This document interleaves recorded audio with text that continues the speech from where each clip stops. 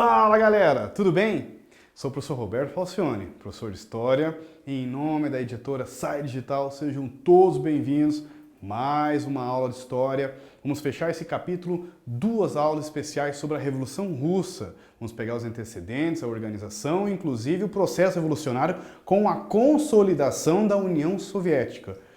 Sejam todos bem-vindos, vamos juntos, embarquem nessa e vamos apresentar para vocês o primeiro slide, combinado?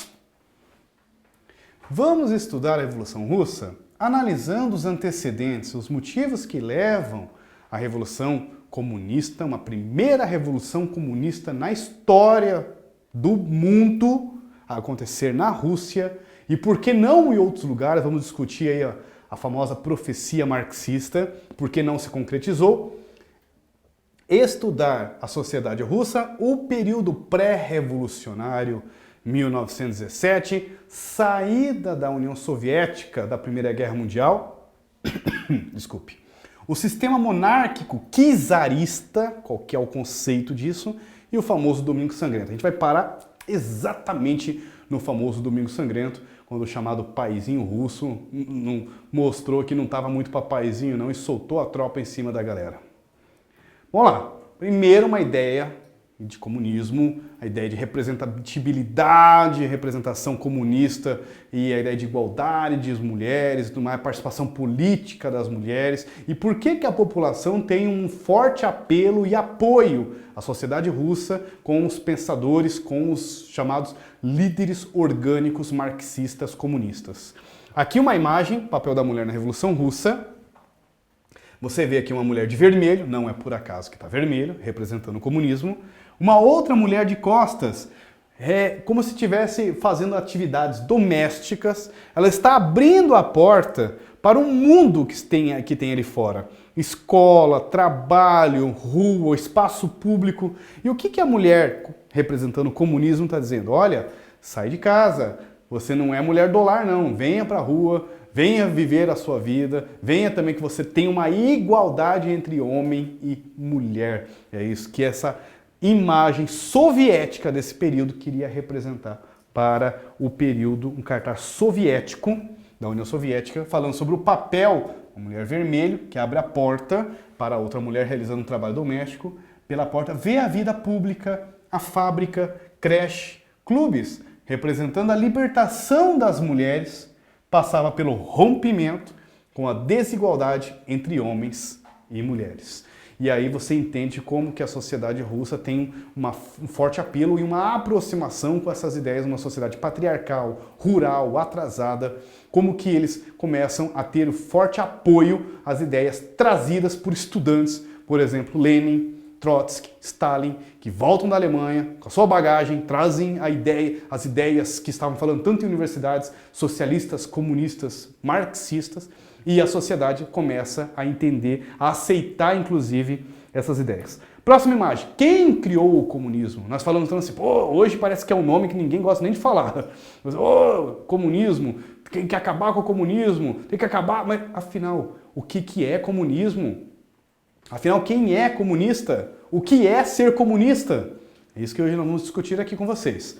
Eu trouxe para vocês um selo soviético. Ele é de 1948, não é 1917, mas está representando os dois pensadores criadores da ideia socialista científica. É um selo soviético, colocando Karl Marx e um dos outros representando aqui, com quem que é o cara aqui?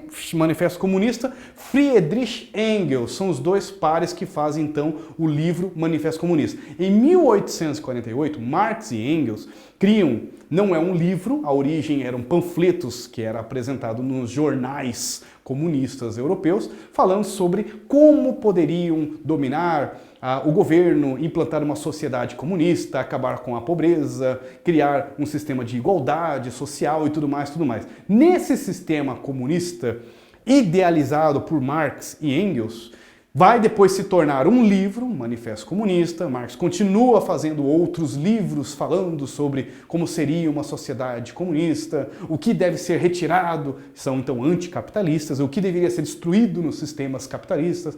Inclusive, uma das partes mais polêmicas do livro Manifesto Comunista, eles dão uma espécie de 10 passos de como implantar, é isso mesmo, Como implantar o comunismo em um país. Aí tá lá, primeiro, toma um governo. Como fazendo isso? Vai lutar armada. Terceiro, vai ter que dominar a educação e fazer todo um novo sistema de educação. Quarto, vai ter que criar um exército vermelho, um exército para proteger esse governo que tomou o poder. Então, quinto, acabar com toda a expropriação. Todo tipo de propriedade vai ter que deixar de existir. Casa, fazendas, indústrias, todas essas ideias dominadas pela iniciativa privada passa a uma estatização. Fala assim, aí ele vai ensinando todos os 10 passos de como implantar um sistema comunista em um país. Agora entrou então a Revolução Russa. O que o Marx... agora vem a famosa profecia marxista. O Marx acreditava, lá no livro Manifesto Comunista, outros livros, o Capital, que para acontecer uma revolução... No livro Manifesto Comunista ele fala isso. Que tem uma frase bem famosa, porque a burguesia, quem que é a burguesia? Os donos de fábricas, né? A burguesia não somente criou os soldados que empunharão as armas, como também darão uma morte contra eles. Tem uma frase mais ou menos assim, dizendo que a burguesia criou não somente as armas são as fábricas, mas também os soldados que empunharão essas armas contra eles. Soldados são os operários, porque segundo a teoria marxista, o país mais desenvolvido industrialmente falando, os países com desenvolvimento mais industrial seria o país que teria maior número de operários, esses operários que iriam passar por um processo de consciência de classe e eles iriam se reorganizar e passar a lutar, a reivindicar melhorias, a chegar a um ponto de uma conscientização, de uma luta operária, de um processo revolucionário. Por isso, na cabeça de Karl Marx, o primeiro país que iria desenvolver uma revolução comunista seria o país com maior índice de industrialização. Qual é o país mais industrializado no século XIX? Ou melhor, aonde aconteceu a Revolução Industrial? Eu dou 3 segundos para você. Parabéns! Você acertou! A Inglaterra! Para com isso, professor. Como que você sabe que eu falei Inglaterra? Olha, eu cheguei a arrepiar aqui, ó. Exatamente. Porque eu tenho telecinese, poderes aqui ocultos, e eu sei que em casa você falou, Inglaterra. Parabéns, você acertou. Inglaterra. E tanto Karl Marx, Friedrich Engels, acreditava que o país, a Inglaterra, poderia ser o principal lugar, ou o primeiro país a implantar uma sociedade comunista, uma sociedade, um processo revolucionário. Se vai implantar, não sabemos, mas que iria implantar um processo revolucionário de luta dos trabalhadores em prol de uma sociedade comunista. Resultado, a Inglaterra teve movimentos operários, tem o movimento cartista, o movimento ludista, teve toda uma luta operária, mas não foi comunista. Aonde que foi estourar? No país mais atrasado rural que você possa imaginar, a Rússia, com quase 80% da população ligada à terra, 20% apenas, um microsurto industrial ligado a 3 regiões, Moscou, São Petersburgo e Kiev. Tudo o que Marx menos esperava, um país rural, com camponeses, como diz o outro, com enxada e foice na mão, esses que foram fazer a Revolução Comunista. E não os operários da indústria. Não seguiu a linha raciocínio dele, a ideia. Claro, Marx está no século XIX, está com a ideia de progresso, está aí com a ideia... Nós falamos do positivismo industrial, positivismo, nós falamos nas outras aulas sobre a ideia de positivismo da ciência, inclusive capitalista, inclusive imperialista, mas nos pensadores comunistas, nós temos que imaginar que eles estão nesse período, nesse contexto, vivendo e bebendo dessas ideias. E Marx também tinha uma ideia de progresso, que todas as sociedades iriam passar por uma civilização, inclusive na cabeça dele, a industrialização, o capitalismo era um processo, e o último dos mais evoluídos seria o comunismo, que seria o fim desse progresso total, que o comunismo iria acabar com todas as desigualdades, com o rico e pobre, com o patrão e o operário, ia acabar com toda a desigualdade, com a pobreza, e criar uma sociedade justa, igualitária, etc, etc, etc. Sistema czarista de governo. A palavra czar vem de César. É uma espécie de um título criado na Rússia para representar o monarca, os monarcas russos. a sociedade então russa, extremamente agrária, tinha um sistema monárquico chamado czar. É só tirar o César, tirar a letra aí que fica czar. Czar ou czarismo, que era o título dado ao imperador russo. E aí nós temos, para nós fecharmos aqui, o chamado Domingo Sangrento. Vamos ver se nós fechamos aqui. Próximo slide eu falo do Domingo Sangrento. Deixa eu só finalizar os marxistas. Então lembrem que nós falamos desses dois pensadores, que vêm com Marx e Engels. São os pensadores que sintetizam e problematizam todo o pensamento científico comunista, são chamados de socialistas científicos, que é o marxismo, né?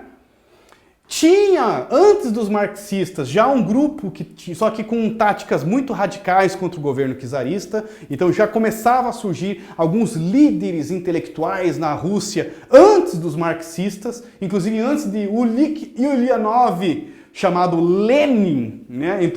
Acabou entrando para a história como Lenin, ter trazido as ideias marxistas quando ele foi estudar na Europa. Esse grupo radical chamado Inteligência, desde 1880, já estavam numa proposta de questionamento contra o governo e contra o modelo social. Já os marxistas vão para um outro caminho. Eles vão buscar o apoio rural, mas não concordavam com os métodos da inteligência. Por mais que ambos, marxistas, lembra que nós vimos, são os comunistas, como o grupo Inteligência, um grupo radical que também lutava contra a política monárquica czarista, ambos têm uma coisa só em comum: derrubar o poder, mas um método completamente diferente. A inteligência utilizava emboscadas, atentados, terrorismo. Já os marxistas focaram no caminho de buscar o apoio rural para conseguir, com os camponeses, o apoio à massa e se organizar nos chamados sovietes, grupos de lugares de discussão, uma espécie de microgrupos distribuídos em milhares de vilas e bairros da Rússia, onde faziam as discussões sobre o que poderia ser melhor uma nova sociedade, que modelo de sociedade socialista, inclusive. Aí vem o Domingo Sangrento. Até então, tanto os marxistas, tanto os inteligência, não tinha ainda esse apoio total da população. O Nicolau II, o último czar da Alemanha, que inclusive vai morrer durante a Revolução Russa, tinha todo um apoio popular, era chamado carinhosamente, nossa senhora, só veja essa, pela população russa de paizinho dos russos. Olha só como é que o cara era carinhosamente chamado. E daí, diante de uns problemas financeiros, a desigualdade, problemas inclusive de exploração de alguns donos de latifúndio que exploravam os camponeses, resolveram fazer uma espécie de um manifesto, uma manifestação pacífica na frente do Palácio de Inverno. Tá aqui uma representação, isso aqui não é uma imagem real, uma representação, o palácio da sede central do governo czarista. Uma média ali de 400, 500 pessoas, mulheres, crianças. Vamos dizer assim, não é o evento que desemboca ou que eclode a Revolução Russa, mas o poder simbólico é impressionante. Mais ou menos para nós compararmos. O Domingo Sangrento está para a Revolução Russa, assim como a queda da Bastilha está para a Revolução Francesa. Mais ou menos para vocês entenderem a importância, o ato simbólico. Dominar a queda da Bastilha. A queda da Bastilha não foi aquele evento fenomenal, gigantesco, que dominou toda a França. Era um castelo, tinha 8 pessoas lá dentro, 80, 90 barris de pólvora, armou meia dúzia de gente, como diz o outro, mas não foi fundamental para a Revolução Francesa. Mas o poder simbólico de você destruir a masmorra do rei, mas o poder simbólico de você ser atacado pelo paizinho russo, romper as relações sociais e toda aquela mistificação populista entre o czar e a população, tornou o Domingo Sangrento um símbolo de representação do início do processo revolucionário. No sentido simbólico, não é o início. porque a Revolução estoura apenas em 1917. Dois movimentos, outubro, fevereiro, tese de abril e outubro com a Revolução Bolchevique. Próxima aula, não perca, já deixei meu merchan aí, viu? Vamos fechar aqui com vocês. Domingo Sangrento, 1905. Manifestação pacífica frente ao Palácio de Inverno, sede do governo czarista. Queriam entregar uma carta de melhorias de vida ao czar Nicolau II, foram recebidos na bala pelas tropas imperiais. Aí, meus amigos, pronto. Criou todo um clima de instabilidade política. Para piorar a situação, Nicolau II e a sua esposa, Alexandrine, não sei das quantas, tinha uma espécie de um monge consultor religioso chamado Rasputin. Diz que o cara era meio chamado de monge louco pelos nobres russos. E os próprios nobres suportavam aquele cara dentro da corte, dentro do palácio de inverno. Esse Rasputin muitas vezes era criticado pela oposição czarista ou por oposição dos nobres russos, dizendo que ele intervia em muito das opiniões do czar e da esposa Alexandre. Então isso também, inclusive ele foi depois alvo de uma emboscada, ele foi assassinado pelos próprios nobres russos, pelos políticos russos, que viam ele como um entrave e que atrapalhava a política russa dentro da família do Nicolau, da família Sevchenko. Em 1905, uma manifestação pacífica tornou-se símbolo contra o czarismo. Não perca, próxima aula, vamos fazer o processo revolucionário, bacaninha, fevereiro, mencheviques, vamos descobrir quem são, tese de abril, paz, pão e terra, outubro, bolcheviques. Finalizo por aqui, como sempre, foco nos estudos, força, fé no coração.